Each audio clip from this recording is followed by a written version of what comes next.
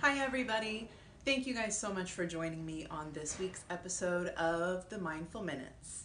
Before I get started with this week's episode, I just have to say from the bottom of my heart, thank you so much to everyone who has sent your condolences and your love my way and my family's way throughout these last several weeks. It's been a difficult process. Last week I taped the episode on grieving and the grieving process, and let me tell you, it is a process. I have good days and bad days. Some days are joyful, some days are sad, so it's definitely a process. I really do appreciate all of the love and support. It means the world to me, sincerely. So thank you. On that note, let's go ahead and get going with this week's episode. I won't take up nearly as much of your time as I did last week, but this week's episode topic is just is equally important in my opinion. So this week I want to talk about self-forgiveness. This week's episode is called Mindful Self-Forgiveness, which is a mouthful. However, what does that really even mean? Well, when I talked about, if you watched my episode on grieving and the stages of grief, you probably remember that I did mention self-forgiveness because it's so easy in times, especially times of loss of loved ones, when we go back and say, I wish I could have done this, I wish I would have shown them more of this, I wish I would have said this more, or whatever it may be. So it's very easy to go back and blame ourselves and have a difficult time forgiving ourselves for those things. Outside of grief, self-forgiveness is still a very big deal, because we tend to be we don't tend to be, we are naturally our own worst critics. In being your own worst critic, what do you do often? Maybe not as often as others, but we all do it. We go back and say, I wish I would have done that differently, or maybe if I would have made this decision instead, it would have changed my circumstances. They'd be better, perhaps. Maybe if I would have said something a little bit different, it would have impacted the outcome that I am dealing with today, whatever that outcome is. Guilt, shame, blame, or just regret, or feeling like you wish your current circumstances can change and you're looking for something to kind of justify why they are how they are. There is a quote that I read after I filmed last week's episode that really just resonated with me, by Joy Bell C, who is an author, published author, and she has several books on many different topics, but I love her quote on self-forgiveness, and she says, I have learned that the person I have to forgive the most is myself. You must love yourself. You have to forgive yourself. Every day, whenever you remember a shortcoming, a flaw, you have to tell yourself, you know what? That's just fine. And she's right. That's exactly what it comes down to. The reality of regrets and the shoulda, coulda, wouldas in life is that in this moment, here, now, in the present, we cannot go back and change. We can't should've, we can't would've, and we definitely can't could have. What we can do is change how we act, speak, or whatever decisions we make going forward. And I know that a lot of times we say, you know what, I don't have regrets. I want to let, everything in life is with a purpose. Everything has a meaning. Everything I've been through is, for good reason. At a mature stage in life, that's definitely the right outlook, the right frame of mind, the right mindset. However, the reality is, being human, we do have regret. There are not very many things that I truly regret in my life, because I really do feel that everything does happen for a reason, that my path was paved before I even knew it, and that the experiences I've experienced, the feelings I've felt, the anger, frustration, happiness, sadness, joy, whatever it may be, I feel like that's all been purposeful in my life. It's taught me a lesson. It's had some sort of substance and meaning to me, whether I realized it then in that moment or later down the road. But there are some things that I wish I may have, would have done differently. There are friendships I wish I would have treated differently. There are family members I wish I would have invested in more frequently and just in a loving way. There are conversations I wish I would have had. There are financial transactions I wish I would not have had or have made.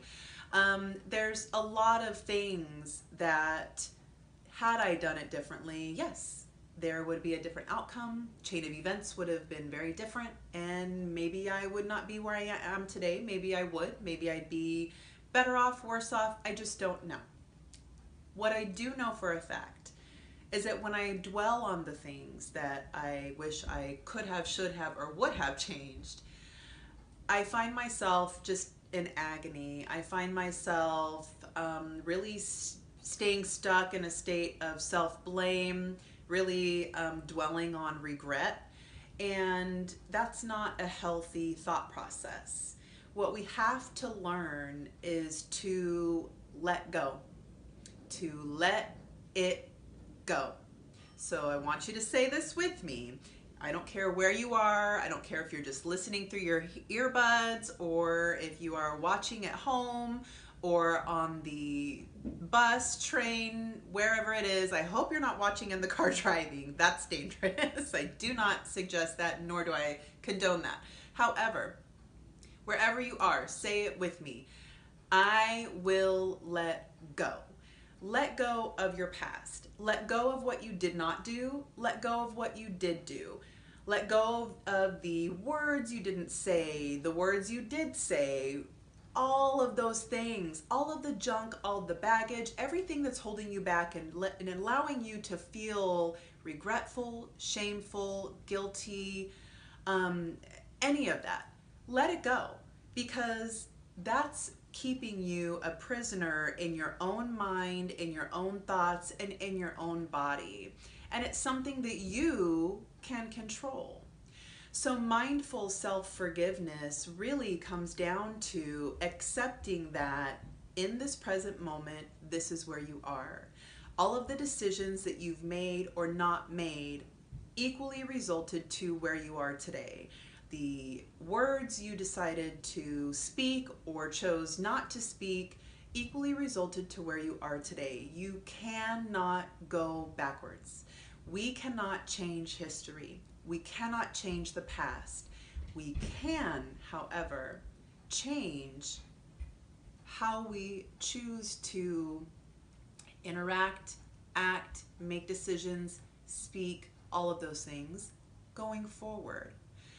So, do you see the point I'm trying to make? Why constantly look backwards as if that's really going to change something for you? It's not. It's going to hold you in a very negative place in your life.